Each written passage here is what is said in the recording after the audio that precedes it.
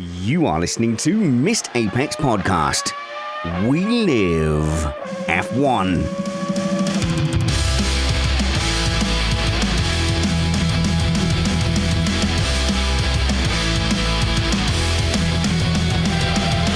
Welcome to Missed Apex Podcast. The title of today's show is Abu Dhabi, No Donuts for Leclerc. Hi, I'm your host, Richard Reddy, but my friends call me Spanners, so let's be friends. Welcome to the Abu Dhabi race review, and it was the season finale, and as with all great seasons, we were on the edge of our seat to see who would finish P2 in the Constructors' Championship.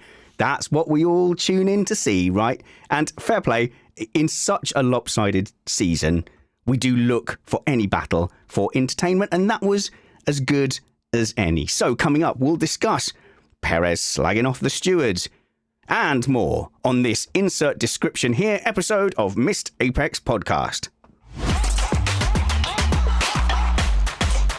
No, you didn't have time to write an intro. We are an independent podcast produced in the podcasting shed with the kind permission of our better halves. We aim to bring you a race review before your Monday morning commute. We might be wrong, but we're first. I'm joined in the shed by Matt to Trumpets. Hey, Matt. Insert short, snappy remark here. I am kidding. If Ted can call it goal hanging, so can I. I'm sure Kyle's been calling it goal hanging for years. The thing where you stay out for a safety car. So, patented Kyle Power.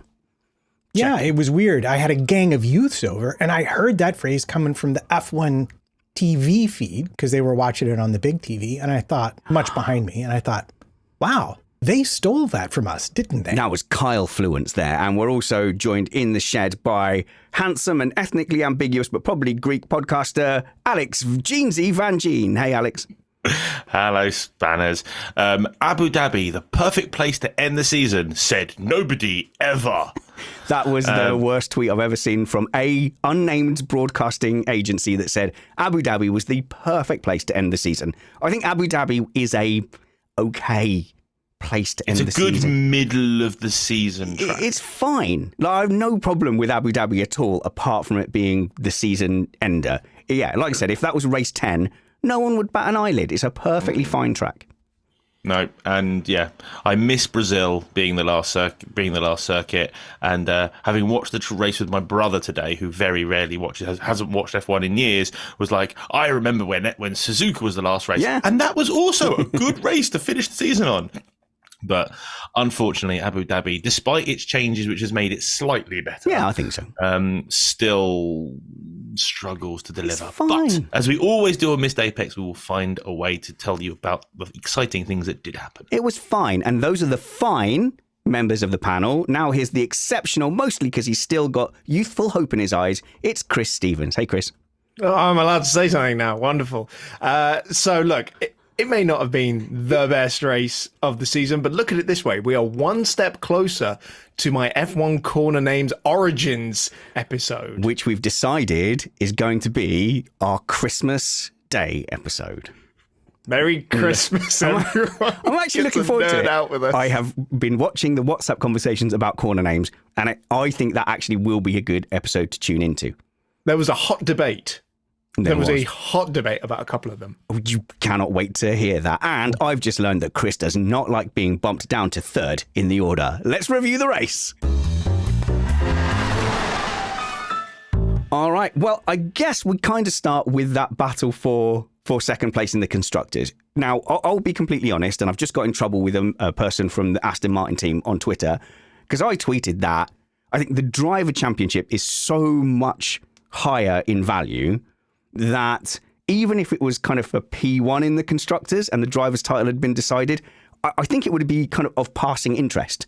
So I would say that every single team principal out there would choose the driver's title over the team's title. And I don't mean to dig too deep into this, but if you think of championships where the winning driver didn't win the championship, or didn't have the team win the championship as well, you barely heard about it. So 2021, was the Mercedes team jumping up and down that they'd won the Constructors' Championship, or were they thinking about the fact that the Drivers' Championship had just slipped away? Chris?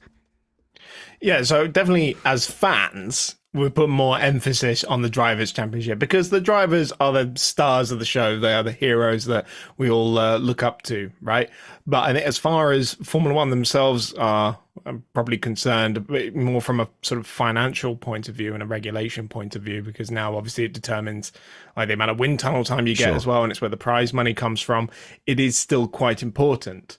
The reason I think we put so much emphasis on it today is because of the type of season we've had. You know, Max and Red Bull have obviously walked away with it, but it's not even like there was a battle for second place in the Drivers' Championship to be had, because after Vegas, the top 3 in the championship was signed and sealed, right? So you got to go in and as a broadcaster, you got to go in and try and find something interesting to talk about. And that genuinely was the most interesting thing on offer today. And in fairness, it was a good battle. Yeah, it was a really good battle. And I was fine with that, Matt. I think the point is that we all had to kind of mentally invest in it. We had to go, no, I am now invested in it, therefore it's interesting, which is fine.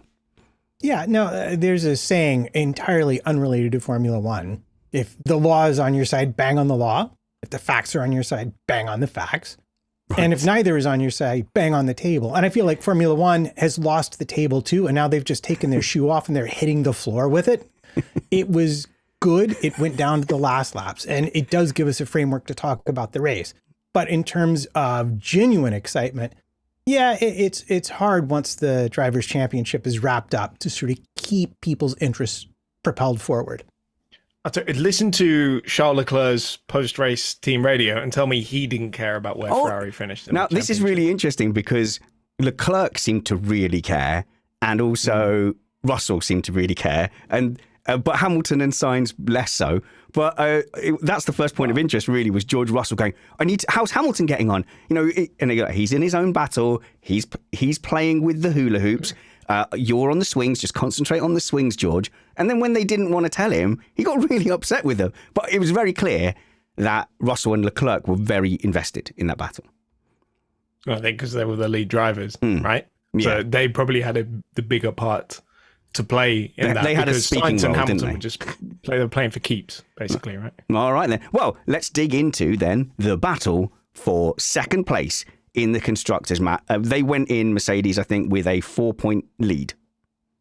Yeah, they did. And they went in with a significantly worse qualifying than Ferrari did. So already it was going to be interesting. And I don't know, do you want to start at the beginning of the race or the end of the race with this? Well, let's go in chronological order then. Well, the first and most interesting thing was the battle, I think, for the first position. I mean, after all, if Leclerc had managed to beat Verstappen to the end of the race, then it would have been very settled. But he seemed very, I don't know, I'm going to use the word timid, especially into turn 6 compared to lines that we would see other people take later on. Alex? He totally wimped out of every single attempt to overtake Max Verstappen. It's like he knew Max would let him have contact if he tried too hard, and he just wimped out of every single. He got a better start than Max. He technically got to first corner in line with Max, so could have not backed out, but he decided to back out. He then used. And he then did the same thing at 2 other opportunities on that lap. And every single time on the edge of my seat going, go on. And then, no, he just let Max have all the room in the world. Even though if the roles were reversed, we know for a fact that Max would have taken every single liberty that he possibly could. But the thing that was also very, very clear was Leclerc definitely used all of his battery in that little fight, because but the following lap, Max pulled away by a second and a half and then stayed there for a bit. So I don't think Leclerc would have stayed ahead, but I also do think because of this fight for second in the championship, he didn't want to risk contact with Max. Exactly. True. That's what I was thinking as well. So we're just talking about Leclerc cares about this fight for Ferrari in the Constructors' Championship, and he knew that he would have been better off sitting in second and picking up those 18 points rather than losing a front wing, because then it would have been absolutely over for Ferrari straight away. A part of me did wish, though, that he would just return the favor of 7 days ago when Max just pushed Charles completely off the circuit and just give Max a bit of a taste of his own medicine, because he was tentative. Nonetheless, that opening lap, thrilling stuff, brilliant wheel-to-wheel racing. Yeah, it was. But it then settled the race down a lot to be the race between the better drivers and the very, very bad drivers between the two teams, I think. And it was, I think it is one of the most interesting turns of strategy in a bad way that I have seen from Ferrari in some time. With Sainz, who started fairly well down the order and on the hard tire, neither of which was bad on its own. Yeah, so it's kind of like the other two drivers took themselves out of the battle. So Sainz's strategy team seemed to take him out of the battle. So that decision to go on whatever that strategy was, might have cost them 10 million in the constructors, but they would just seem to be nowhere with him. It's as if they thought it was definitely going to be a one-stop and that they could do that cheeky alternative with the hard tyre, and then suddenly got to lap 25 or whatever and went, oh, we can't put a medium on now. I think we were talking about goal hanging, right? Or goal turning, whatever you want to call it. So they flat out said, we're waiting for a safety car. Yeah, that was near the end, though. That was before the second stop. Well, that's the thing. If the guys in the first stint were only getting, some of them got less than 15 laps out of the medium tyre at the start of the race. So maybe at the end of the race, you'd be able to extend that to maybe 20, maybe 25. They left it. They were already way too late with the call. And the stupid thing is, I think, had they just committed to going to the medium early and forget goal hanging and waiting for the safety car, because there's so much runoff. It's really only the last sector where something might happen where you'd need a safety car, right? So they should have just committed. And the silly thing is, Sainz probably would have had the pace to get himself up ahead and ahead of Hamilton as well, because Hamilton was just absolutely nowhere in this race. And with Leclerc and Russell so close together, where Hamilton and Sainz was going to have a massive impact. Even if it was only for 8th, 9th, 10th, it would have had a big impact in the championship fight. Alex? I think also the issue that they kind of had as well was apart from the two Red Bulls that were quite a bit quicker than everybody else, the whole field was really close on pace. I was watching a lot of the times, and the whole way down the pack, everybody was really, really close on lap time. So, it was that case of they thought, well, even if we put him on the same strategy as everybody else, he hasn't got the pace, that much over pace over everybody else to make a difference. So maybe we have to hang around for a safety car, because that's the only opportunity we've got, because we actually don't have the pace to work our way through the pack, because Lewis didn't, and the only one that did was Perez. Yeah, but again, your goal here is to score one more point than Lewis in your chase to second in the championship. And I mean, I'll be honest, looking at the strategies, I think Aston nailed it with Alonso. An aggro early two-stopper was the best way around the track. And I just keep on thinking that maybe they were keeping Sainz there because they knew that the leaders were going to be pitting out behind him, and that he could maybe increase the margin for Leclerc, hold Russell up, hold the McLarens up, make his life a little bit easier. But I went back and looked at his lap times in free air when he got onto fresh tires, and he was running within a tenth or so of everybody else's lap times when he had that. So I don't think his Ferrari had that much less pace than Leclerc. And honestly, if they had pitted him around lap 18, he would have come out right behind Ocon, ahead of Gasly, and within 5 seconds of both Hamilton and Perez at that point, and been on the same strategy as them. So he could have had a straight fight with Hamilton, who was going to go on and have front wing damage, for actual points that would have mattered in this championship. And it just seems like because they started him on the hard tires, they were committed to this alternate strategy and maybe making it a one-stop or getting a lucky safety car. And it just never really occurred to them to reevaluate. But let's consider some of the contributing factors in this, where FP1 was a write-off for a third of the grid because they had their rookies in the car, and FP1 and FP3 are held during the day here, so the temperatures are not that representative. And then FP2, the only real good session where you can get the good data, was was completely curtailed with 2 very lengthy red flags. RIP to Ferrari's, spares bin and to their bank account for having to rebuild a car twice for the second time in about a week. Through no fault of their own or Sainz's own, really, because that super aggressive bump. It was a drain cover and then a bump. So F1 tracks are just specifically hate Carlos Sainz. Wow.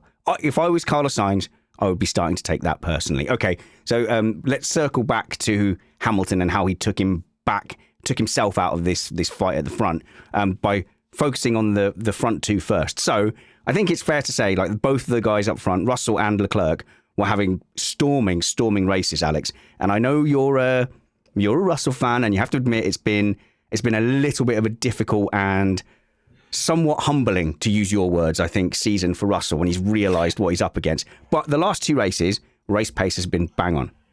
Yeah, I think after last season, he kind of believed his own hype and came in, to this season with chest puffed out and was like, right, I'm gonna stick it to my teammate again and prove that I've arrived. And then it didn't go that way, and he's had incident after incident, which doesn't help throughout the season. And I'm just glad that he's finished the season on a high with a smile on his face, because he didn't put a foot wrong today. It took him a really awkwardly long amount of time to get past Piastri. It took him 3 or 4 laps and 3 or 4 attempts at that new left-hander at the end of the long straight, where he didn't want to commit to turning in, because I don't think he quite knew where Piastri was, so then ended up just running wide each time until he eventually was enough ahead to slam himself in front of him. But it just showed a bit of indecisiveness, but again, a bit like Leclerc on Max at the beginning, just did not want to have any contact because he wanted to make sure that Merc got that P2 in the championship, and he'll feel good that he had a good day and that he helped Merc get that P2 after he probably could have done more to help the team throughout the season. So we've seen the impact of this big constructors fight affecting how the drivers are going about their wheel-to-wheel racing. Yep. And is there an argument as well, like how much has Russell actually raced Piastri this season?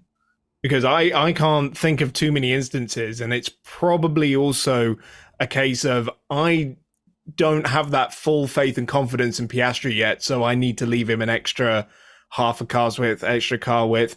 I'm sure, Alex, you and I race as well. When you come up against someone that you don't know, you would leave them a bit more space. If you find someone you recognise and you've had good battles with, you can push them a little bit more. Or if you see Vangeen anywhere near you, just park it on the side and just wait for it. Get out of there. I jokes aside, I do often, if I'm racing someone who I don't know, and it's either a lobby or, for example, in the new series that I'm racing in, I will make sure I'm giving that little bit of extra room. If I'm racing alongside someone I can trust, a Kyle, a Danny, well, I say a Spanners, but I'll get to that one in a second, or some of the other guys that I race with in my series, I know I can race them close and hard, and I can, we can pinch each other because we know how each other's going to react. Or you do what me and Spanners did at Imola once, got so scared of hitting each other that we literally took to other sides of the track to avoid hitting each other. There'd been too many arguments. We couldn't risk yet another crash, even on a sim. But getting back to Russell. So struggling a little bit to get past Piastri, but that's not really the weakness of Russell. Like, we know he can be aggressive. The weakness has been race pace. And when he was trying to get past Norris, I think at the beginning, and Piastri, you went, is he burning through his tyres? Is he basically pulling a Russell, Matt? And that was the worry. But on this occasion, he had plenty of pace, even going towards the end of the race. Yeah, no, you look at his car and you think, oh, well, the Mercedes had some genuine pace there. Like, he was on for 3rd or 4th, depending upon Perez's abilities. But I need to point out here that for all the praise we are currently heaping on Russell, and he did a good job of worming Piastri into a mistake so he could get round him. The thing that was super critical was the pit stop where he went in behind Norris and emerged ahead of him. And lots of credit is also going to have to go to the Mercedes pit stop department for making that happen, because he gained a place in the pits. No, I think, you might have missed something there. Alex? Lando's pit stop was 5.5 seconds long. Yeah, he did. I'm not praising Mercedes at all for their pit stops. They were, again, mediocre at absolute best. So Norris had something like he couldn't get into neutral. Sticky rear wheel. Yeah. So it was bouncing around, I think, on there. So yeah, that was a little bit of a gift. But gosh, I'm trying to praise Russell because people say I don't like Russell. And it's true. I'm not a fan of his. So I was trying to give the most generous possible interpretation. Look, if I was a George Russell like coach or whatever, the one thing I would want to see stop is him disappearing at the end of stints. So I don't know quite how the conditions were treating the cars. But like Alex said, if you were watching the lap times, everyone was like on it. And watching the similar stints between him and Hamilton, he was consistently a couple of tenths faster than Hamilton through the stints, despite Toto Wolff coming on and going, Lewis, you are the fastest driver that anyone has ever seen. I think you can win from here. And it wasn't true. It wasn't true. You know when Lewis is having a bad down when Toto has to come on. But Lewis has been miserable all weekend. He has not been happy since stepping in that car in FP2, and he just couldn't get it to work after qualifying. After dropping out at the end of dropping out of Q2, he was like, "There's something wrong with his car," and they were instantly taking the car apart to find what was wrong with it. I didn't hear much of the pre-show, so I don't know if there was anything wrong with the car. But Lewis just wasn't there this weekend and was obviously below George in performance. And despite how much I like George, and I do think George has a really positive future going forward with Mercedes and in F1, I think if Lewis hadn't have had the gremlins that he had this week, I still think we would have seen a different end result. I think it's more than fair to say this was a very well-managed race from Russell. And that, in fact, and that's what has been often missing from his arsenal of Formula One driver tools. As far as Lewis goes, well, he did have the damage from running into the back of Gasly, about which I assume we will talk eventually. So that would have slowed him down some. But I have a theory, especially when they started taking his car apart. It just occurred to me, and this has always been a classic driver's excuse, but about half the time it's a reality. I do wonder if he hasn't just cracked the chassis ever so slightly, and that's causing the unhappiness with the performance of the car, because that's exactly the kind of weird, it works sometimes, it doesn't work other times, kind of behavior you'd get when you lose some of the structural stiffness of the chassis with a crack in it. And I wouldn't be surprised at all to hear Mercedes quietly come out and say that, perhaps even if it wasn't true, just to make him feel better. Just to make you feel better. But I noticed, on the formation lap, you can't tell a lot, but he was really kind of ragging the car on the formation lap. He did a 4-wheel slide to get into his grid box, and all throughout that Grand Prix, you could just see the rear was not planted. And it was really uncharacteristic to see what was a fairly textbook maneuver past Tsunoda end in him, again, half losing the rear. Chris? I mean, I'll be quite surprised if they find a crack and lose the chassis, because they're going to put it in the grinder. I was melted it already. I did tweet the other day that Lewis isn't going to keep any pictures of the W14 on his desk anytime soon. But, these things get stripped down pretty regularly. It's not like in different series, for example, where, say like in Formula E, for example, where the cars are usually either at a racetrack or they're in transit. Very few opportunities for them to actually get the cars back to the garage. So the only thing that it could have been is if something happened in Vegas, for example, because that car wouldn't have been back to the factory since the only thing that I would obviously your fanboys just making excuses for him. It is a bit odd that he's been out in Q3 and Russell has been not out in Q3, even though his qualifying has been rough. But it could be a number of factors. It could be a cracked chassis. It could be his heart's not in it because it's been an awful season. It could be a terminal dip of form. We don't know. But all I'll say is that as a Lewis Hamilton fan, his recent form, the amount of times he's making contact with other cars, and these poor qualifying, it does, as a fan, not a hater, make me go, is this ever going to recover? Well, Also, now go on. Sorry. Also, his defending of Perez at the end of the first straight was horrendous. Perez was pulling up the inside. Lewis very easily could have stayed where he was, and Perez wouldn't have been able to nick up the inside of him. And then he opened up the corner for him, and Perez just went, "Oh, all right, thanks, Lewis," and dove through. And it's just like, it's not. There's something he's not happy about. I hope it's just the car, and I hope next year they have a better car. I mean, the chance of them having a better car than Red Bull is slim to none, in my opinion. But if they can have a better car they can actually race with next season, we might see a happier Lewis. Or if we don't, will Lewis just go, "I've had enough. I'm out of it." It's possible. It's around the time, Chris. Well, that's the thing. When you have such a difficult car, you always get these big dips in form. And McLaren, Ferrari, and Mercedes have all had races this season where they just didn't turn up. Even if you ignore McLaren's woeful start to this season, they've all had races where they just don't turn up. And that's the difference between them and like a Max and a Red Bull, where they're just there every single weekend while everyone else just is busy taking points off each other for second place. If, Spanners, in that list of excuses that you came up with, one of them is his heart's just not in it, I find that to be a pretty pitiful excuse for a Formula One driver to not be on their game. It happens. It happens. I know it does, but it's not a good excuse. 2011, 2009, I think towards the end of 2009. 2011 was a bit different. I think 2011 was a lot of personal stuff going on. 2009, he was one of the top scorers in the final half of the season. Yeah, but he finally sorted the car out. But I think it's also and speaking from experience here, he's nearly 40. Yeah, I know. You care a hell of a lot less about stuff when you're nearly 40. So just sub note there. 2009, I was sort of talking about incidents. I think there was quite a lot of clashes with Massa. I think there was residuals going on there, but I might be misremembering. It was an awful long time ago. But getting back up to the front, Matt, did Leclerc have a chance with his clever scheme of marching up and down the grid order?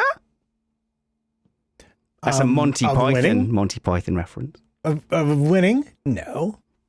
Of helping Ferrari win second in the championship. Well, yes, absolutely. That's what I'm talking about. Yeah, no, he did. And for all we are quick to talk about how Sainz is, although not the fastest driver at many occasions, very strategically astute. When informed about Perez's penalty and lap times, Leclerc was very, very on it and figuring out that he could help Perez, maybe help the team win second, and in fact still maintain the actual second place on the podium for himself. All he had to do was get Perez 5 seconds up the road from Russell, while himself being slightly less than 5 seconds up the road. And it made the whole end of the race so much more fun to watch. So slightly. So if there hadn't have been the penalty, I wonder whose fault that penalty was, though. Okay, so if there hadn't have been a penalty, it's somewhat easier. He just prevents Perez overtaking and just hopes that he can have a Perez sandwich there, and Russell's 2 points back. I don't know. Is that enough? Does that make the difference? The drop down from third to fourth? Perhaps we could do some maths, but that would have been the aim. With that 5 second penalty, it suddenly gets really complicated because his only chance was to let Perez through, drop 4.8 seconds behind Perez, and have Russell 5.2 seconds behind Perez, so that he was ahead of Perez after the penalty, and Russell remained behind. And the thing, we've talked in the past about mental capacity and how little of a driver's mental capacity is actually spent on the driving because it's just so second nature to them. Sure. The majority of their mental capacity is used up on strategy and thinking about who they're racing and how they can, how they as the driver can make a difference in the race outside of their own driving, right? So that's just another example of Leclerc having his brain completely engaged and thinking of these creative ways to try and help Ferrari get second in the championship. However, I feel like it was incredibly creative, but I just think it wasn't entirely realistic, because if you give a charging Russell the opportunity with the RS round there, the way Leclerc would have been holding things up, I think he probably might have actually got past, because passing was very much possible today. So I think it was optimistic, and I think the fact that Russell didn't get anywhere near him in the end, and they were still within, stopped Leclerc looking a little bit silly, because it very much could have been, because George could have got him, and then Leclerc would have looked stupid. Well, it's like Leclerc was in a dogfight over the English Channel, and his pit crew were just having a cigarette, playing a game of gin rummy back at the hangar. You know, he's there going, "Okay, chaps, I've got bogeys all over me. Tell me what to do. There's one on my 6. Should I drop back? Should I bang to the left?" And they're going, "Yeah. Good luck, Charles. Yeah. We'll see you when we get back. Chocks up. Good luck. Best of British." By the way, I want to pay a bit of respect on the mental game of being able to not focus on driving the car and focus on other things. From experience, in the karting I'm doing at the moment, I'm trying to drive the car as fast as possible and think about what I want to change setup wise on it. Yep. And especially when you're racing with other people, it's impossible. I have no idea how they do it at 200 miles an hour while flipping switches on their thing. I could barely got enough time to look at the rev count to check if I'm hitting the right amount of revs. Okay. Editor's note.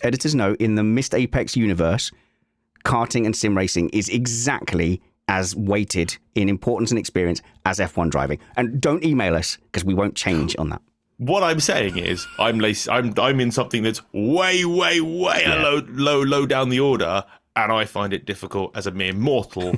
And these guys are incredible. They're quite good at driving race cars. I agree. It's amazing. Chris Stevens. I have so much respect. Alex, do you kart? You never mention it. Oh, sorry, I don't know if I mentioned it once, but yeah, I've been doing some karting. Oh, Chris, do you do any commentary? Because you haven't mentioned that either. Right, okay, come on, let's get on with it. Okay, so a little unrealistic from Charles Leclerc, but yeah, I appreciate that they kept that battle alive between the two of them, even though their pit crews were just kind of like, guys, don't worry about it. But I do wonder, when I was talking about how important people rate those constructors' places, if Ferrari could have chosen between the risk of a coming together between Leclerc and Russell, or just settling for third, they'd have probably just said settle for third. You know, we'll save the repair bill. Like I literally think that as much as they were trying to build that up, it's pretty low down on the priorities. Like if you just said wrecked car or P2, they'd have gone, oh, just take P3. Don't worry about it. But also, they now get more CFD and wind tunnel time. And for teams like Mercedes and Ferrari, I just feel like that's worth more than 6-10 million, whatever it is, to those teams, to just pile that into CFD. We saw what McLaren were able to do with all their extra wind tunnel time and CFD by being lower down the order, and how far it propelled them up the grid. I was sat with somebody today watching the race who's from Red Bull, and he said, I would much rather be third. Amazing. The thing is, the finishing higher up in the constructor is not just about the prize money. There's so much else that comes with it. You've got sponsors to please. You've got results bonuses, and there's so many other connotations that come with finishing higher up in the championship. When you compare that to a certain percentage loss of your wind tunnel time or whatever it is, there are tools to supplement that, and the teams are getting more and more creative in getting around those. And we've seen, with Red Bull this year, that they had a bigger reduction as a result of the cost cap infringement from the previous season, and it seems to have barely made any difference in terms of the practical sense. I mean, everyone in the team will tell you, "Oh, we're running around. We got no idea how to build an F1 car anymore because we've lost this 10% of wind tunnel They time." did a good job of that, didn't they? The reality is they've still got the fastest car in the world that hasn't been updated since July or August or whenever. Right, so they're still going to have the fastest car at the start of next season, or certainly one of the fastest cars, even if they're getting the least amount of wind tunnel time. I don't think that the P2, P3 constructors will have affected the party that the various teams will be having tonight in Abu Dhabi. I think they're both having exactly the same party that they planned, and nobody had P2 in the championship, constructors championship t-shirts printed off and underneath their team kit, ready to pull off and swing in the air. There's a slight sidetrack, but RIP to all the Frederick Vesti F2 Champion 2023 t-shirts that you can now buy for $1 on eBay. Oh, okay, yeah, and because who won? The F2, he won that. And so what will his reward be? Presumably jumping straight into an F1 seat and glory, or sort of looking awkward on TV next season? No. Working McDonald's over summer. There is a seat for him, but it's in the garage. Yeah, there you go. Well, I think there's at least one seat that is going to be available, but I guess we'll get to that in a bit. Not for him. I hate it when YouTubers say we'll get to that in a bit, and then they don't get to it. But we'll get to that in a bit.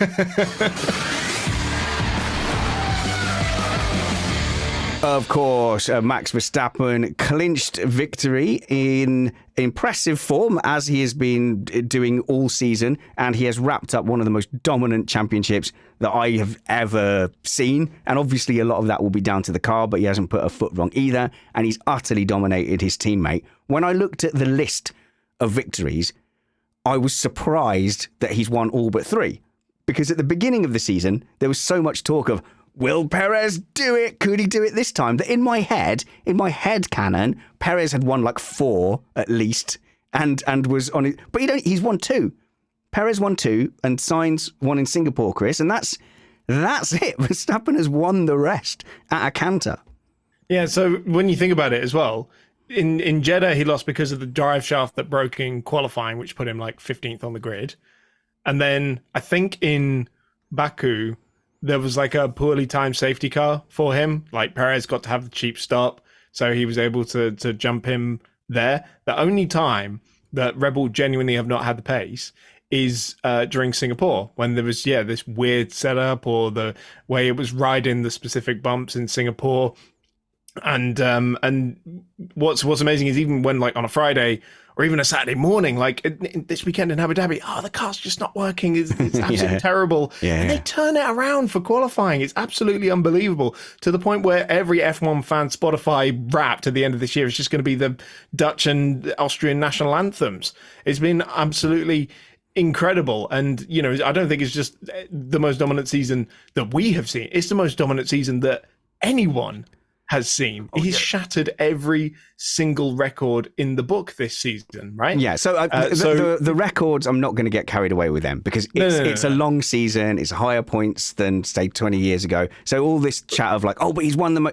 Obviously, if you're in a long season and it's that dominant, you're going to pick up more than Nigel Mansell in 1982 when they had 8 races all around the same hay belt. And then for 6 points a win. Yeah, as well, exactly. For right? 6 points. But what I will say is, because obviously I've had quibs online. I don't even know if that's the right word, but people online say, when am I going to say that the RB19 is a more dominant car than, say, the W12 or the W11, whichever one it was, right? I would still say that Max has dominated this season more than I would say Red Bull has dominated this season. Even with Perez second in the championship, there's been far too many races where Perez just doesn't show up, and he's squabbling with cars he shouldn't be anywhere near, whereas Max is constantly Alex up at the front of the field. Go on, mate.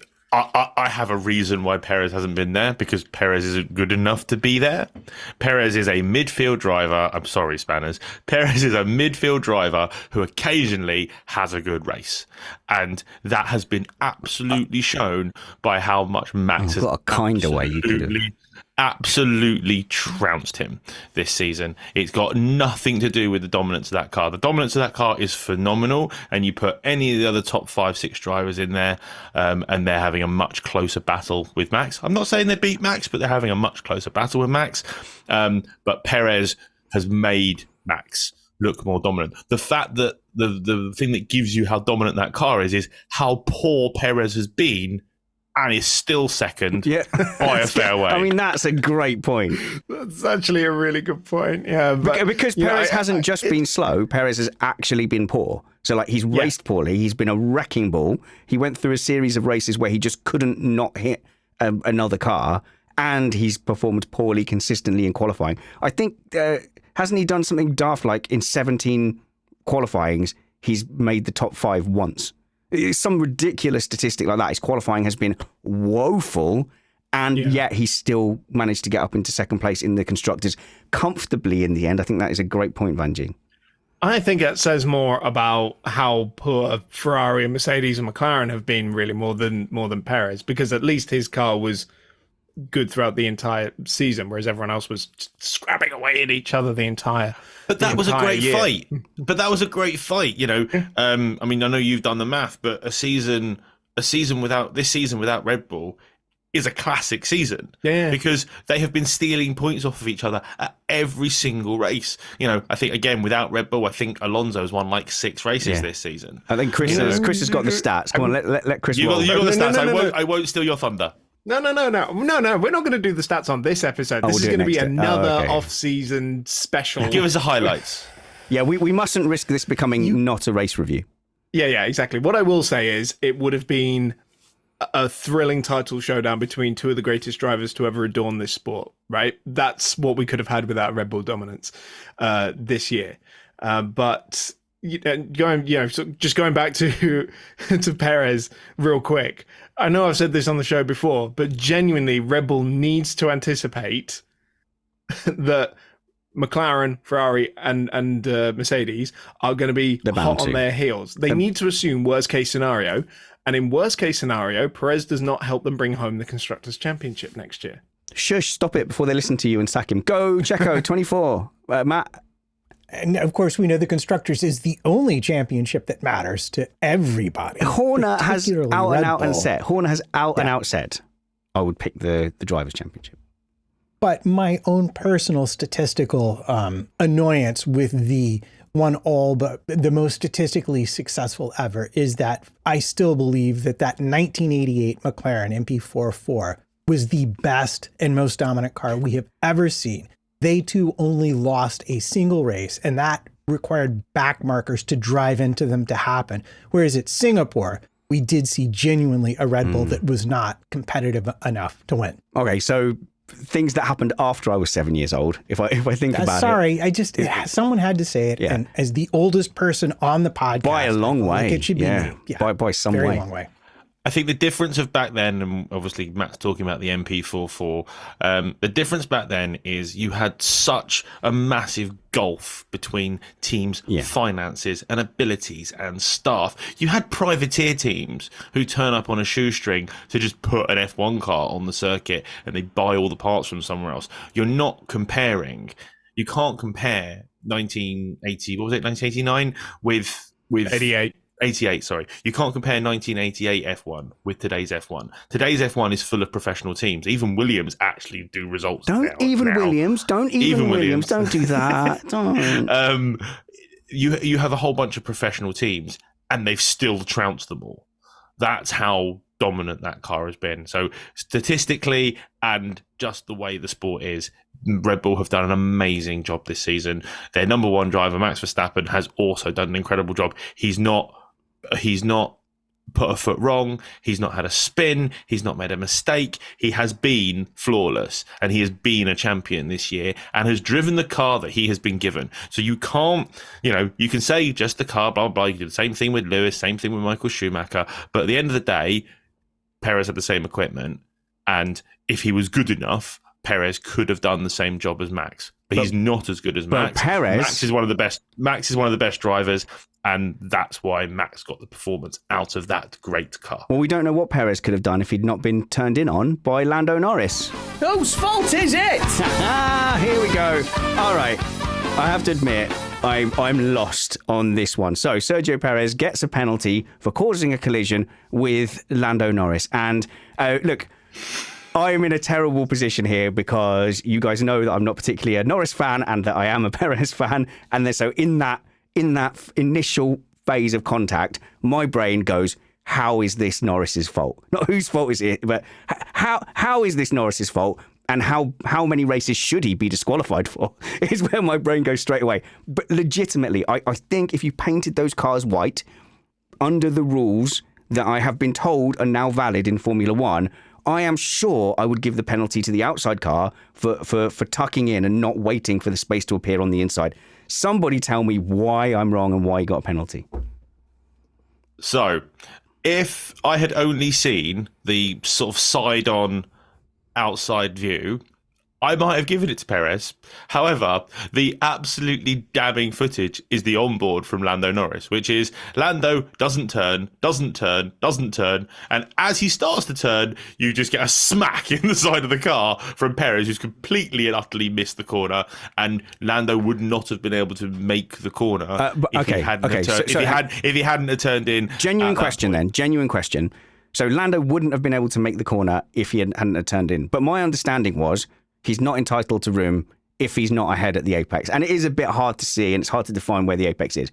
But Alex, let me ask you this. If you assume that Perez, because he was going too quick, got to the apex first, surely Norris now under these rules isn't actually entitled to room on track and he has to back off or go off.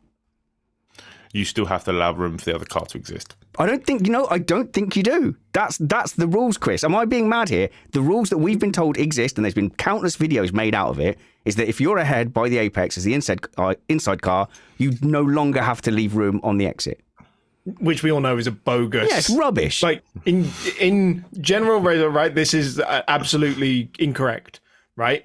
So I can't speak for what Formula One defines as what now and which stewards they had, who was the, clerk of the course on this one, who did they have specifically making those decisions in this particular race. All I can do is comment here on as I have seen it in my experience. And, Checo straight away got on the radio, why have I got a penalty? I was like, well, it helps when you don't cream into the side of another car, right? Because you may well say, oh, well, he was level with him at the apex. He's only level with him at the apex because he is massively. Okay, but you guys are talking about common sense rules and how the rules should be applied. I'm talking about how the rules as F1 has stated them, Matt. Tell me I'm not going mad. The rules as Formula One have stated them back up Perez, and I can see why Perez is suddenly surprised that the rules don't apply to him now. Well, they back him up to a point. But I think the problem is that the rules you're wanting to apply here the situation we saw don't actually fit what happened on track. Because what we're all thinking of is that classic where the inside car has their front wheels ahead right when you get to the apex and then just gradually drives towards the outside of the track. And the outside car has to comply with that because they're already behind.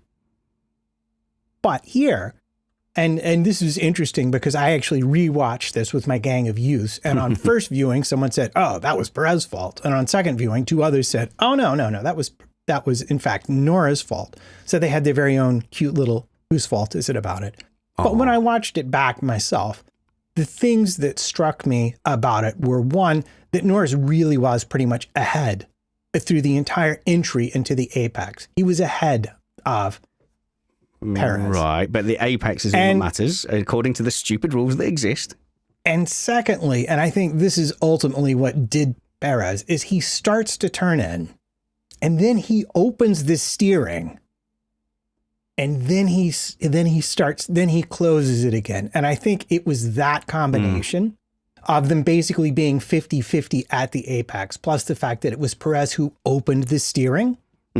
That kind of did him in for being at fault there. So if this was 2021 and that exact same situation happened, I've absolutely no problem with that being Perez's fault, because you go, yeah, that makes sense. But I think what is being highlighted here is they got themselves in a muddle by basically trying to legitimize the Hamilton/Verstappen maneuver that's been happening for years. This just run them out wide. So instead of clamping down on that, they've made it a rule that it's allowed. And then what we've seen is the battles are more boring now that that's called kind of genuinely mandated. But I think, Matt, if Perez had not made the attempt to steer in and fight his understeer and had just driven to the end of the track, Norris would have had no option but to drive off. And it would be no different to any of those maneuvers that Verstappen's pulled off in recent history. Well, I mean, the classic is Rosberg, Hamilton, and Austria, no? Rosberg just basically drives to the edge of the track and doesn't turn in, and Hamilton on the outside thinks he's going to turn in, turns in and hits him, and it's not Rosberg's fault. Yeah, if you were on the inside, the outside person cannot turn into you. But once you've both started your turn in, you can't then open the steering and hit them at the apex. Oh, okay, I that think might would be the conclusion. You've got to make an attempt to actually make the corner. To just go, no, I'm just going to run you off until you can't turn anymore. It's just not racing, and it's not. Really it's sucks, really crap, and I hate it. Me too. Because that's the whole thing. The whole reason the battle went on for so long between Leclerc and Max in the first lap was because Leclerc didn't do that to Max. You know, he had every opportunity to do exactly that to Max, but no, he didn't. He gave the room, and the fight was great, and we had a battle for basically the whole lap. And I miss that. I really, really want that to come back, and I don't. Luckily, it seems to only be the Red Bull cars that seem to play this game, and they kind of generally get away with it, except for today they didn't, and Max didn't get away with it last week. So maybe the tide is turning. He did. But So he did because he got a inconsequential penalty eventually. Chris, I think the New Year's show is we will. We'll write the rule book for the FIA and we'll just send them the transcript. How's that? Yeah, sounds good. I mean, of course, Perez got in trouble as well. Oh, yes. So he's been called to the stewards. Furthermore, naughty words. Well, the clips I heard, they didn't sound too bad. He was saying that the stewarding's a joke, and they took that personally and said that his comments amounted to a personal insult and attack, and they've given him a warning or a reprimand. I can't remember what they've given him. It won't be any kind of sporting penalty, obviously, but you know, it is like going up to the referee in a football match and telling him you're an idiot, you don't know what you're doing, right? So you can't do that. You can't do that. Well, you can. No, you can in football. In soccer, you get away with it completely. In rugby, if you do that to the referee, you get an immediate 10-yard penalty, and the point of scrimmage or whatever goes back 10 yards. And I'm sort of in favour of that. Did Vettel in 2017 or 2019? Was that 2016? Tell Charlie. Mexico, right? Yeah, it was the Mexican Grand Prix. Tell Charlie to go away, he said. Yeah, he had a message for Charlie. Yeah. I can't remember what happened with that. We'll Let me Google if he it. got a penalty for that. But yeah, no. The Red Bulls were blocking him, and then he hit one of them and got a penalty for it. So but did he get a penalty for then his tirade over the comms? I'm for that. In fact, I would like to see more transparency in a professional steward's office, so you can kind of hear the decision-making process, or have someone from the steward's office just, leave a little voice note. We're penalising car 62 because of X, Y, and Z, and, just a little bit of an explanation. That would be fine. But also, the drivers do need to show the referee respect as well. Right. So, according to this article from ESPN back in the day, Vettel's language was investigated by the FIA, but he was spared punishment after he sought Whiting out after the race to apologise before writing a letter to the governing body the following week. Oh, man, he had to write a letter. Dear and it's still not as bad as having to go to a lines. Formula E event. You can imagine him at the beginning of The Simpsons. I will not be rude to Charlie. I will not be rude to Charlie. Let's dip down into the midfield. Oh, that's a bit harsh, actually, Matt. I'm counting McLaren in that midfield today. So, a bit of a sort of nothingy race from McLaren. They were fine. No, whereas I think our expectation for McLaren has been raised a lot, perhaps too much. They didn't end the season on a bang. No, they didn't. And here's the thing. And you saw it happen within 2 or 3 laps at the start. You just wonder what would have been if Norris had gotten his qualifying act together. And I could be wrong about this because I no longer have the memory for anything that happens beyond, like, say, 10 minutes ago. But it's not the first time Norris has had a not great qualifying that's gone on to affect his race. And so I do wonder about that a little bit. But they didn't appear to quite have the pace of the Mercedes or the Ferrari today. But they were much closer than they were in Vegas, let's say. So I think it augurs well for their future that they were competitive-ish here, but not clearly on the same level as either of the two top teams, which is also kind of what you would expect. So as much as we don't love Abu Dhabi, and we said it's fine, it is. I think it's quite representative as a track. Like, it's quite a normal racetrack where you get kind of normal amounts of wear. And I think these are the kind of tracks where typically, even if McLaren have taken a step forward, they won't catch the likes of Ferrari and Mercedes. It's going to take those kind of specialist tracks where the zero wear, that kind of thing, like something a little bit that puts those teams out of the window to let McLaren in. Yeah, it's just, again, it's the little thing. It's those margins. There's too many slow speed corners just don't help them out. But if there's only one slow corner and everything else is medium or fast, then they're very, very competitive. I mean, Silverstone was a very good track for them. Tracks like that are generally pretty good for them. The question will be, is that a weakness that they can overcome going into next season? And honestly, if you look at where they finished, fourth in the constructors, if you look at where they finished and look at how much of the season they just utterly gave up because they couldn't get their car ready on time, you'd have to feel sort of modestly excited if you're a McLaren fan, because if they show up with the same kind of car they finished with next season and they have a full season of development on top of it, well, then they might be to the point of genuinely dancing with the big boys again. Okay, and this is where this season has made everything difficult to read, because McLaren didn't turn up for the first half. Aston Martin didn't turn up for the second half. Mercedes have been broadly the third fastest car at events, but had teams go above and below them. And Ferrari have turned up sometimes. So it's been really, really difficult to read. But yeah, you're right. McLaren have sneaked into P4. But I don't think they've had a particularly interesting race from a chit-chat point of view. But if you look at Aston Martin could easily have been P2 in the Constructors' Championship. Fernando Alonso has more than half the points of Mercedes. So if you double Fernando Alonso's points, Aston Martin are P2 in the championship. Now, that's maths that even I can do. So Aston Martin, even with that massive dip of form, Alonso has sort of single-handedly dragged them. And if he'd have had even a tiny bit of support, they could have had P4 easily, or even challenged for P2. So whilst Ferrari have got a really evenly matched driver lineup, as have McLaren, with Norris probably being the better driver still, Aston Martin don't have a chance in the Constructors. And this is with their allegedly questionable parts on the car being that's a good removed point.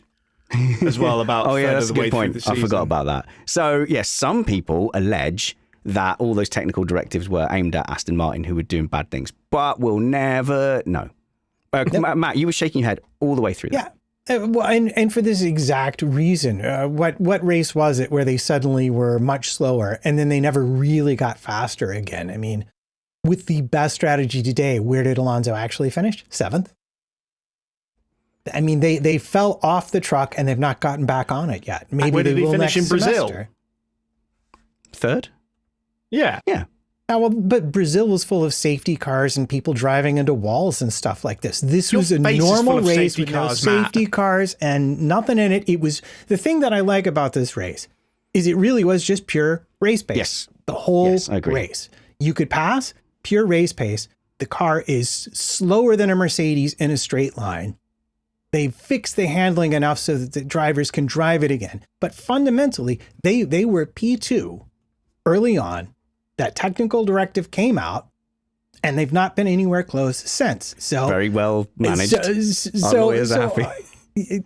So you can draw your own conclusions about who got hurt by that, but it's not who got hurt by it. It's who was able to respond to that with development that recaptured that pace. And they've not been able to for the entire rest of the season. And that I would be concerned about as someone at Aston. I just want to say, though, Fernando Alonso finishing P7 whilst braking on the straights. So he wasn't even accelerating most of the time. Here we go. Still managed to finish P7. Before I can now say bad things about Alonso, can we? So the whole thing is Lance just is not good enough. No one's actually said the word, so I'm going to. Again, Lance, get out of my sport. Grumble. Old man shouting at clouds. He's been unlucky. He's been unlucky, and it's the team's fault. And crashing into the wall proved his commitment at Singapore.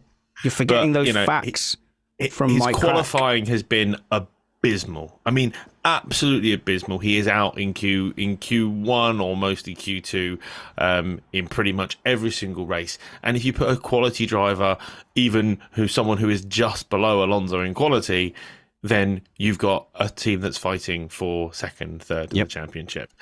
So that's my bit on Lance. That's my bit on Lance Stroll. In case you missed it, Lance Stroll, get out of my sport. Second of all, Alonso braking on the straight. Now, it very much looked like a brake check. However, if you listened to Anthony Hamilton, not Anthony Hamilton, Anthony Davidson. No, he's too busy talking to Christian Horner about seats for next season. If you listened to Anthony Davidson on the Sky Pad after the race, what you actually see is Alonso fly across the track, sees the DRS detection point, and brakes, expecting Lewis to go flying past, but Lewis wasn't quite close enough. That's not really for Alonso. It's not a good enough excuse, and he could have caused an aeroplane crash doing that, because Lewis definitely would not have been expecting it. But that's what he was trying to do. But again, this is, people would say, the wily old fox. I'd say. No. Braking unexpectedly on a straight with a car close behind you is utterly obscene. Why was that not a penalty? But it's Alonso, isn't it? But saying naughty words to the steward, you can't do that. But you can brake in front of a car at the fastest point of a straight. This needs to come under dangerous driving for me, because you need to have faith at some point that the car in front of you in a race is not suddenly just going to brake at 280 kph and in the middle of a flat out section, right? And this is my least favorite thing about DRS, because we've seen it before. Alonso's got previous on this. Canada 2013, when he was racing with Lewis, they were side by side coming out of the corner that led to the DRS detection line, and they're both like trying to back out of the throttle to be the last one across the detection line. We've seen it in Jeddah over the last few years as well. I absolutely hate it. You'll sit there and say, oh, well, it's just tactics, isn't it? It's another thing to define it. But it looks ridiculous, and it's so dangerous. We need rid of it. Yeah, that's passionate. I like that.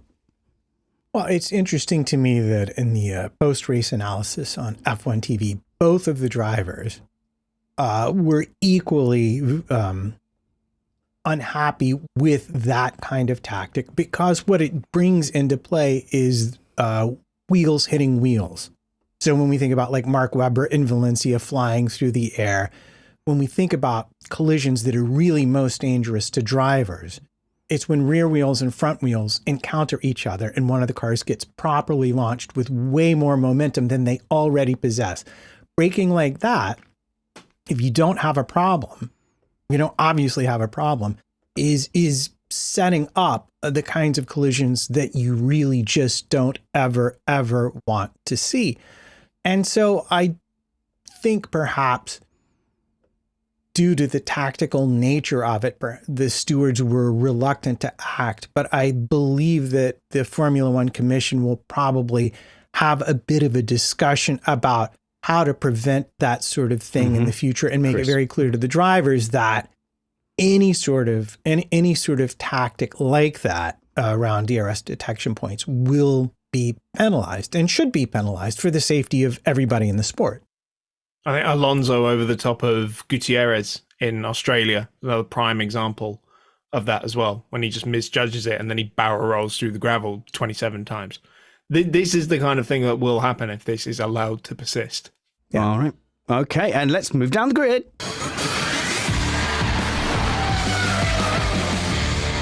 Okay, well, this is the part of the show where we really focus on Haas and Alfa Romeo.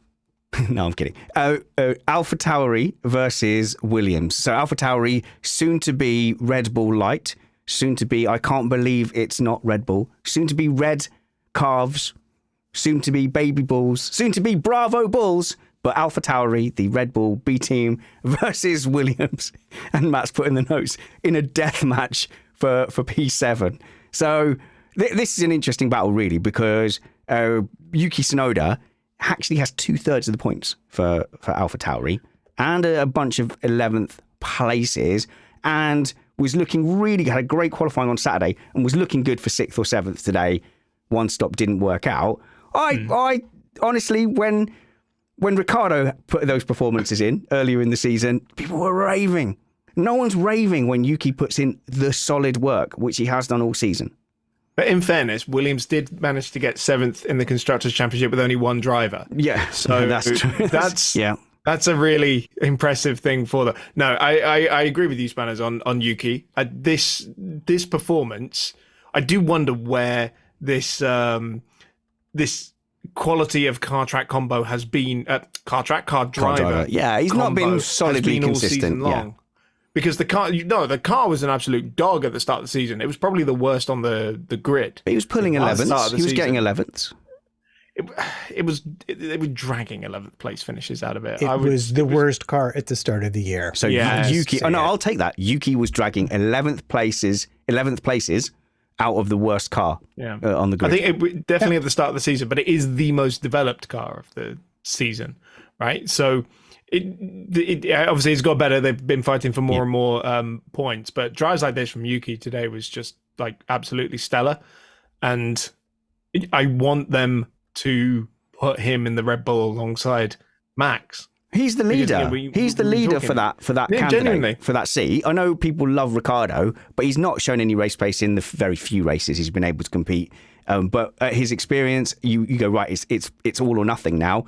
Show you're quicker than Tsunoda. Lawson did very well, but you're not going to put him into the Red Bull seat after 3 or 4 races.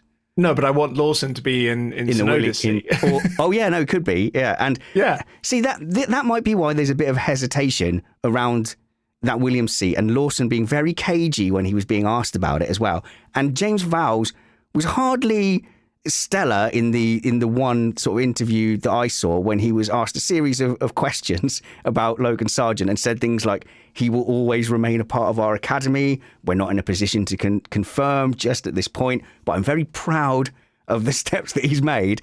It wasn't waving a contract in front of his face, Matt.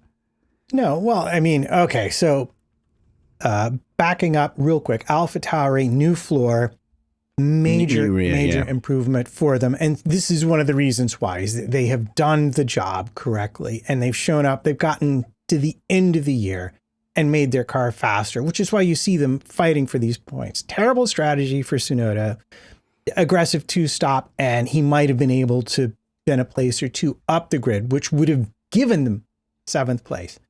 But as to Sargent, and now maybe this is just something you tell a driver like Logan at the end of the race, but I did go through the radio transcripts, and they said to him at the end, great job holding up Ricciardo there. If you hadn't have done that, he might have been in the driver's seat and gotten into the points and sunk us that way. So, maybe they just said it to make him feel good. Or maybe he really did a good defensive job on Ricciardo. We won't know because they didn't show it on TV. But the interesting there was so much they didn't show on TV today. I was so frustrated. I didn't mean to start a rant. All right, I'll save it. Let me finish my Sargent point real quick, and then you can yell about it all you like. What I wanted to say is on the radio, they said, we're looking forward to seasons to come. But then when they try and pin Vowles down on TV, he says something much more non-committal. And to me, that suggests that the holdup for Sargent's contract, and I will just say it, they'd be stupid not to keep him on for another season till some of their upcoming talent gets a chance to mature in the feeder series, because they have some genuinely fast people there. He's the least expensive option right now because he knows how everything works. Anybody new is going to break more cars, cost them more money, even if they're faster. It seems like there's probably a disagreement further up the food chain about where that seat is going, and that could be down to the money Sargent brings to it, got to bring more money, or somebody else worse offering more money, and therefore something they have to think about. I'm just going to put that out there and now yell about how bad the TV was. No, I'm going to save that. I'm going to save that for the awards part of the show. So yeah, you're right. There's there was medium interest for that, but my interest is somewhat curtailed by just how far back Williams, AlphaTauri, Haas, and Alfa Romeo are. Like, they are so cut adrift from that top 6.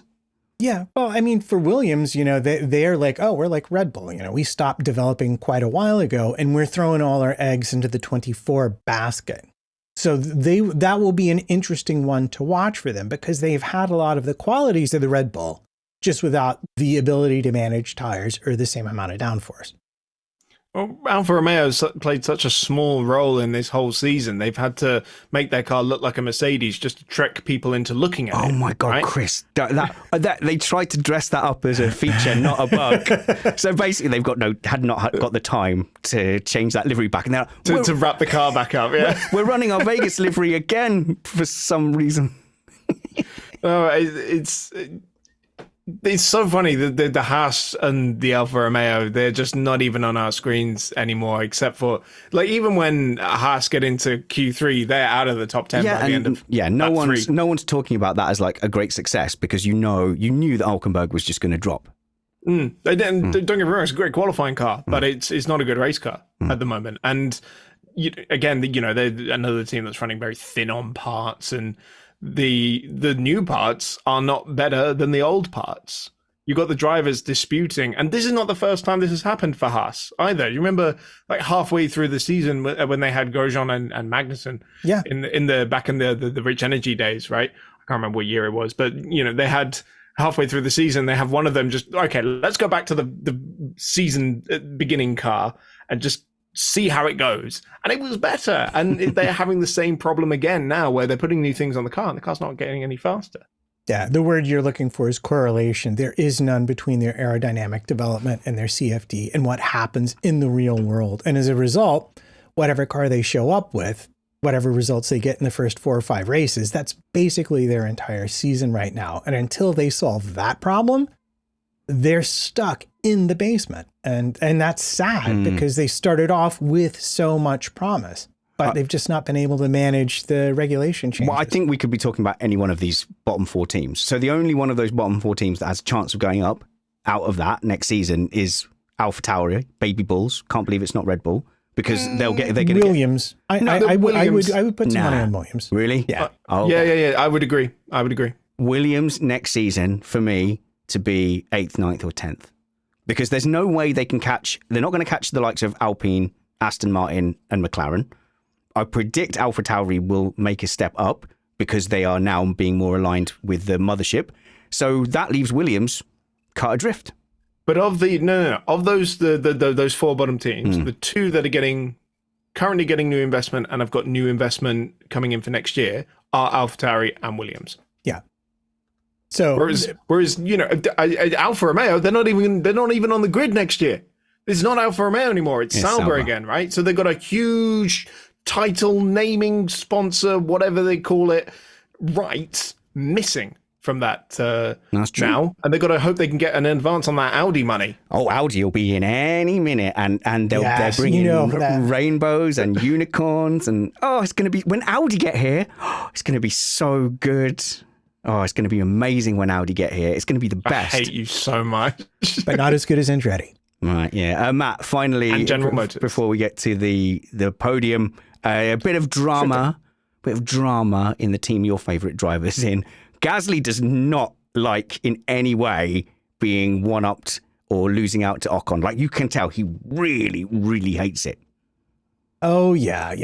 I this was, and I noticed this when it happened because you had Gasly ahead.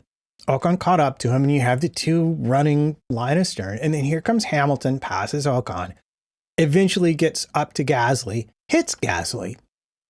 And Hamilton, this is end of lap 15, immediately pits. And Alpine bring Ocon in behind him instead of pitting Gasly straight away. And it was the oddest decision because as soon as they did that, I'm like, oh, they're covering Hamilton off with Ocon. But they've also just undercut Gasly with Ocon, and he's not going to be happy about that. And boy, you know what? I was completely right. He had several radio rants about this. And it's not inappropriate because you're the leading car. You're supposed to get the best strategy. So I thought, well, maybe the strategy they put Ocon on they thought was suboptimal, and they were holding out for Gasly. But I think I know what it really is after rewatching the incident. As soon as you see Hamilton hit Gasly, you see a big chunk of carbon fiber disappear from the diffuser.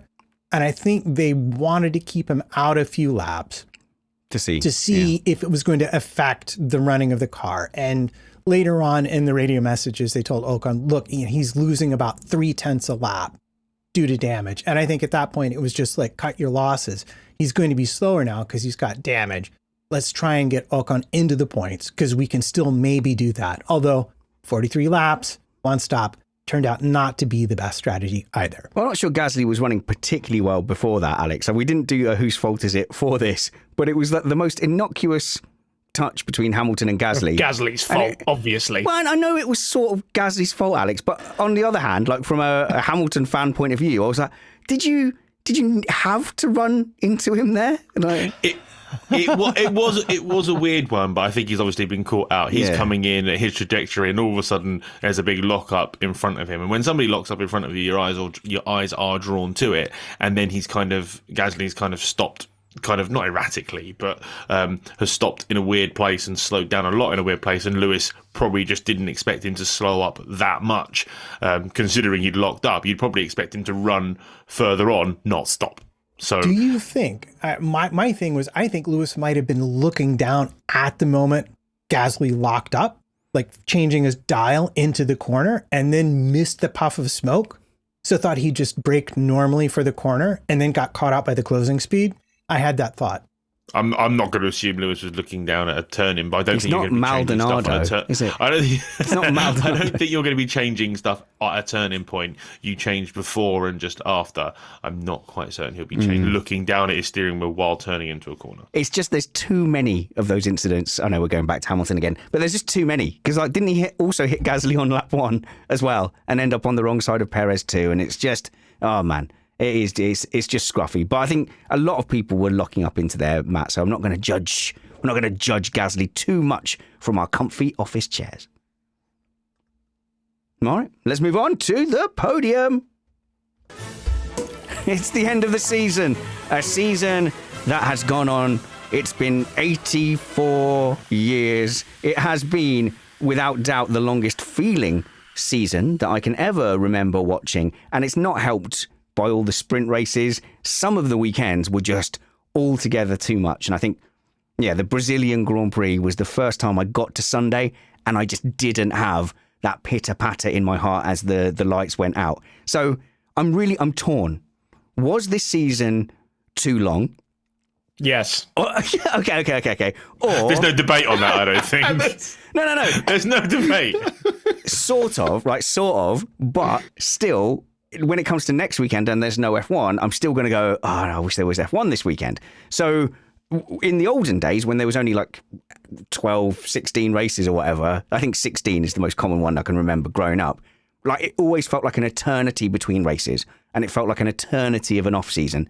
So in a way, it's my fault for invoking this as a teenager. I wished this, and it has happened. The universe has given me infinite F1 races. Too much of a good thing. It's like an 80s errant school child caught smoking. My dad has locked me in the broom cupboard with a pack of smokes and said, don't come out until you finish that whole packet. The thing is, would we have felt less bored this season, or less irked by Max winning everything if there were only 18 races? If it was over, I think that it definitely would have felt less of a sting. So the Verstappen dominance in 2013 in the back 2/3, that was over short and sharp. How long ago did Verstappen clinch this championship? Was it like oh my God, in March? Yeah. So it's 8 like months ago. I don't know. A huge chunk of the season. Now there's all these stats like, Schumacher clinched the championship in July, but then there was only another, 6 or 7 races after that. Whereas, here it definitely seemed like it dragged on. And at the same time as that, Liberty Media doing their big push of, no, we need more. We need more weekends. We need more race weekends. And more of those days need to be competitive, compelling viewing. And this is like an earlier finish than what we've had. Like in 2021, we went up to a week before Christmas, before the end of the season, right? So this is an early finish that we've got here, and I still feel drained. And being completely honest, I'm to the point where I'm looking forward to the off season. And also, the last 6 weekends, we've had 5 events. And then in that, there's been 2 sprint weekends as part of that, I think, or 2 or maybe even 3. And then next season, at the end of the season, it's triple header, week off, and then ends in a triple header. So I think you've got COTA, Mexico, Brazil, week off, and then you've got Las Vegas, Qatar, Abu Dhabi. So that is going to be really brutal towards the end of the season as well, Matt. Yeah, and this is my biggest complaint. Not there's so many races, but it's like that pizza you get with all the pepperoni on 2/3 of the pie. Right. It's just like, could we just distribute it a little bit better so that so that everybody involved in it isn't just being crushed in terms of sleep schedules and weekends taken up with viewing Formula One. You know, it was nice in the old days. You did a race, you had a weekend off. You did a race, you had a weekend off. I wouldn't have minded if that carried on and there was a smaller off season. But when you're doing 3 in a row and they're in 3 different time zones, so one of them you're up at 3 o'clock in the morning, one of them you're up at 10 o'clock at night, and then one of them is like at 11 o'clock in the morning, and you only have an hour and a half before you have to have your show Just ready. move to Europe, Matt. Honestly, It's just it's a bit nightmarish for the viewers and for the people forced to work on it. And then we lose out because the journalists are tired. We don't get the same quality of journalism, which was never super high quality. But I really do feel like in a lot of ways, it wasn't, because some of it is access journalism, Chris, as you well know. There's a limit to what you can say and still retain your press privileges in the paddock. That's fairly well known. And that's why you knew F1 had really messed up in Vegas, when even the accredited media were turning on them and saying, whoa, this was rubbish. You go, wow, they've all done it. It must be bad. Yeah. Yeah. And so everyone would benefit if the schedule was slightly more, I'm just going to use the word civilized to mean, spread out and a little less taxing. Well, Ivan, but that said, if you take any given weekend in isolation, I'm still glad there was Formula One on that weekend. So I'm completely torn, because I know full well that the season's too big. But I just think, Alex, we might have to get out of our heads that a Grand Prix is this kind of once or twice a month special thing. Now it's like football. Football is on literally all the time. It's that kind of thing of the problem with F1 for people like us with F1, we're addicted. If it was on every single weekend, we would still watch it every single weekend. But we would bitch and moan and complain about it that it's on every single weekend. But it's like a drug, and I have to have Formula One. If it's on, I'm going to watch it. I'm not going to not watch it. What if I miss something? When they talk about the sprint, and I'm not going to go into tirade on the sprint, but when they talk about the sprint bringing in more people, yes, because we're not going to go, I'm not going to watch it, because I'm addicted. Yeah. So I'm going to watch it because it's F1 cars on my television. Yeah. But Alex, for the first time, this year is the first time this has ever happened. I got back from events, sat down on a Monday and thought, I'm not going to bother watching the Grand Prix. What? When? This has happened to me a few times. Okay, well, let's kick Matt off. Let's kick handful of times. Let's kick Chris off. That's stupid. I don't want to hear that. Sorry, I misfired my angst there. No, I'm not going to not watch a race. What if it's the best race ever and I miss it, and then everyone else will be talking about it? Then I would have heard about it, and I will rewatch it. But usually I would get back and people would say, "Oh, that was a snooze fest," and I went, "Well, why would I waste an hour of my half? I've just got back from wherever it was." And it'll be like 3 o'clock on a Monday afternoon, and I'm not going to bother watching it. Rewatch it. Oh my God. Right. If I had to miss a Grand Prix, what I would want is I would probably go to Alex and I would say, rate that race out of 10. And if you said 9, I'd be really excited. I'd sit down, I'd get my crisps and my popcorn and a taco, get ready to watch it. If he said it's a 3, I would wait until like later at night and get in my pajamas and just sort of have it on and second screen on my phone. I'm not going to not watch it. What kind of absurdity are you talking? Not watch it. The minimum service I've done is watched like the 10-minute YouTube highlights on the F1 account, and this is coming from somebody. And then came on and did a race review on the show. So I don't normally say send us hate mail, but if you want to slag Chris off for that, feedback@missedapex.net. And I must say, guys, we have had so much feedback from you guys over the course of the season, and we have a plan, Matt and I, to really get on top of it next season so that we're getting much more of your input. We're definitely going to have some out and out call-in shows as well, and continue, which I think we've enjoyed, doing our Patreon podcast too, which on a Friday before a race we jump on, me and Matt and whoever we can grab. We have a very casual chat where it's about half F1 and about half us just kind of hanging out. I think they've gone down quite well with our patrons.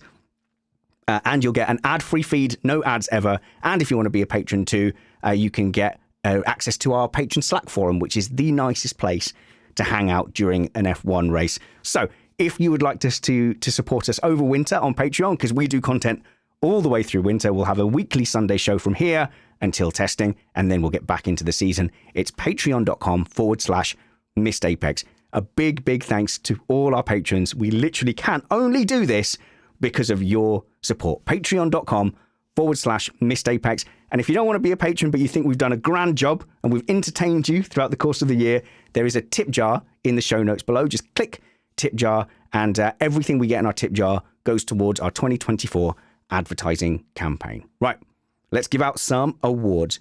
We're going to start with the bad thing.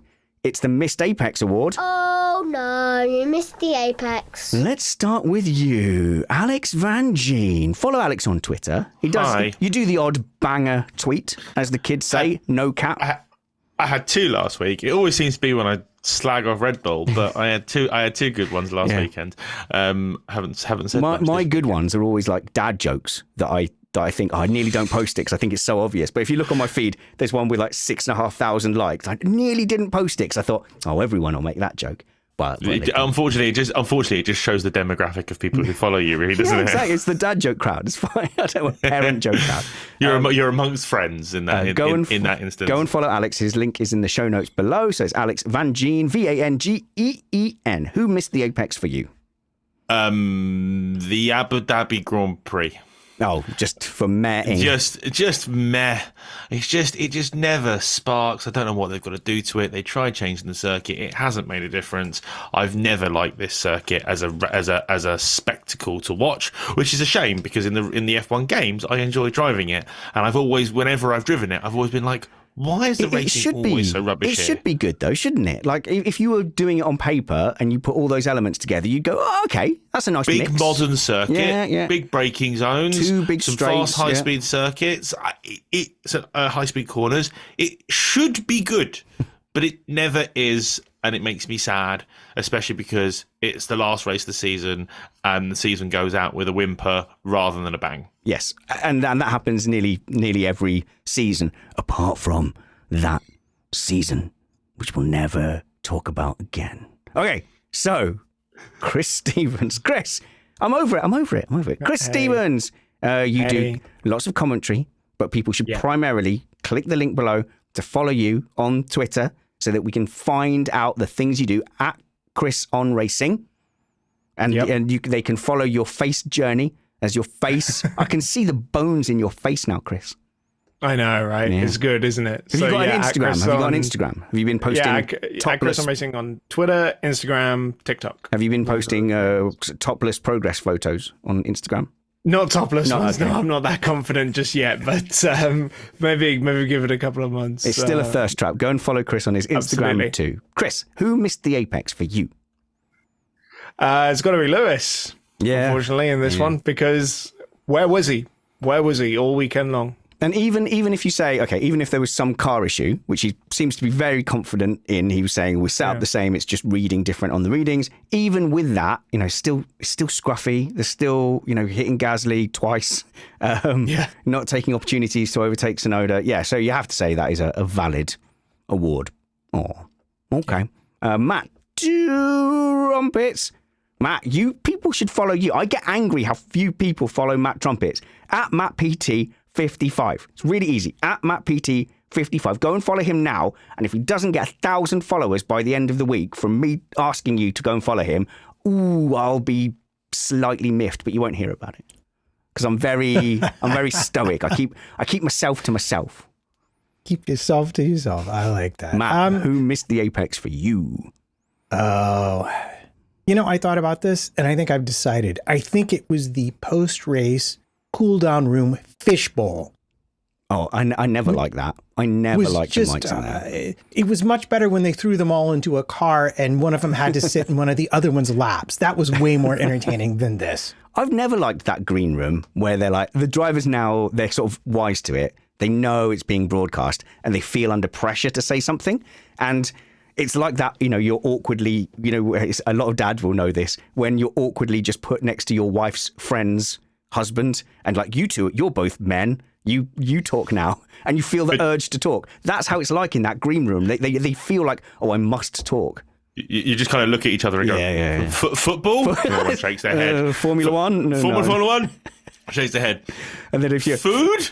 Oh, I like food. I like food too. Okay, yeah. So it's kind of like that where you always see that they now feel guilty if they don't talk. So they have to say something, and it's the most awkward conversation. So I don't like that in general. My Miss the Apex Award, thank you for leaving this out, was a little bit on the broadcast side today. I was just so infuriated. It started off with the replays, and I think like replays of the action from all angles is fantastic. Does it have to slavishly always be, I think, is it on lap 3? They just start the replays, and we missed loads of overtaking action. We missed Lando Norris overtaking for second place. That felt like big news that might have been covered. It is Kyle Power's biggest bugbear of the entire race weekend is that 3 laps in, no matter what is going on, they go to replays of something we've already seen. Yeah. And it's infuriating. But there was loads, and we missed so many battles. I think we missed a pretty good Stroll overtake. We missed Hamilton getting repassed by I think Sonoda. We missed the whole Hamilton Sonoda battle. So there was just so much. The gang of youths was yelling about that at the end of the race. They're like, show us this. Yeah, why are we watching that? And there was loads. And when in a race where not a great deal happened, and it's universally been panned as not a superbly entertaining race, we missed like a bunch of action. That said, I've attempted to broadcast an iRacing race before. It's very difficult, I know, but I'm having my complaint. All right, now we get to end the show and the season on a positive. It's the thing of the weekend, or the award that we might start calling the Hit the Apex Award, although we'll need a new graphic, so I'll have to talk to Uncle Steve about that. But for now, what was your thing of the weekend, Alex Vangeen? My thing of the weekend was Max Verstappen. I think he recovered really well from not driving on Friday morning, and then struggling with the car all the way into the practice just before qualifying, not knowing where the car was, not looking like they were even going to be challenging for pole, let alone on pole. And then he smashed it. They sorted it all out. They worked on that car, and then he defended from Leclerc really, really well. Made Leclerc burn out all his battery, sat there at 1.3, 1.4 seconds for a whole bunch of laps, and then was like, all right, I'm going to check out now, and was just faultless. And it's just, you can always tell how well Max is doing from how little you see of him. And so I think Max did a good job today. So Vangeen... YouTube comments, hang on. YouTube comments, make note of that. We have said good things about Max Verstappen, and we mean them. That Red Bull employee you said that you watched the race with, is he still there with a gun to your head? Is that why you're giving... blink twice if you are in trouble.